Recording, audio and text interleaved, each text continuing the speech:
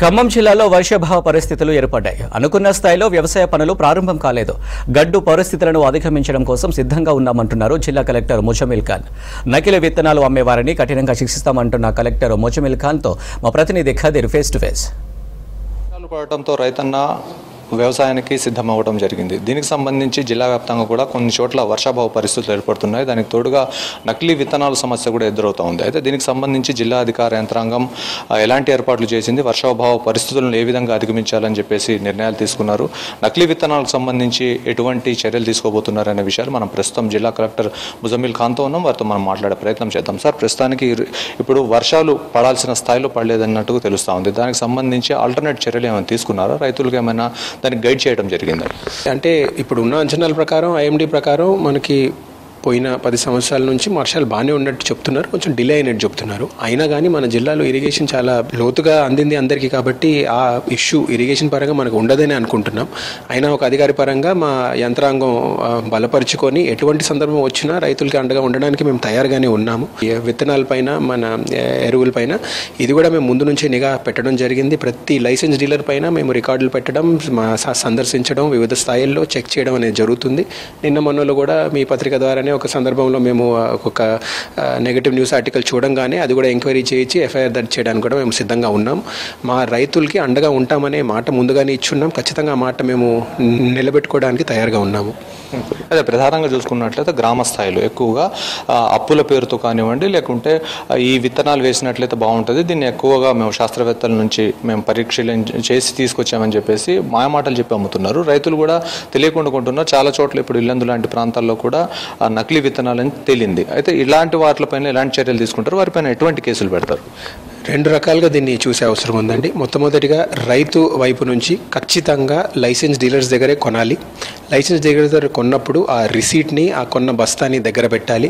And complaint చేయడానికి ఇమ్మీడియట్గా AEO గారికి ఎటువంటి కల్తీ విత్తనాలు దొరికినా వాళ్ళు వెళ్ళి కంప్లైంట్ చేస్తే సరిపోతుంది. మిగతాది చాలా కఠినంగా ముందు కూడా మేము నిర్వహించడం జరిగింది.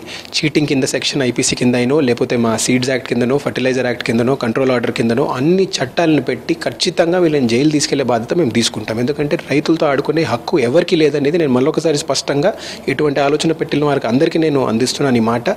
దయచేసి రైతులు కూడా గ్రామంకి వచ్చిన వాళ్ళని అందరిని నమ్మకుండా లైసెన్స్ డీలర్స్ దగ్గరికే వెళ్ళాలని నా విజ్ఞప్తి కూడా నేను చేస్తున్నాను. రైతు వేదికలు ఏర్పాటు చేశారు. రైతు వేదికలు ఏర్పాటు చేసి అక్కడ ఇంకా రైతులకు ఎటువంటి అవగాహన కల్పించడం లేదని చెప్తున్నారు. రైతు వేదికలను ఏ విధంగా ఉపయోగించుకునే అవకాశం ఉంది?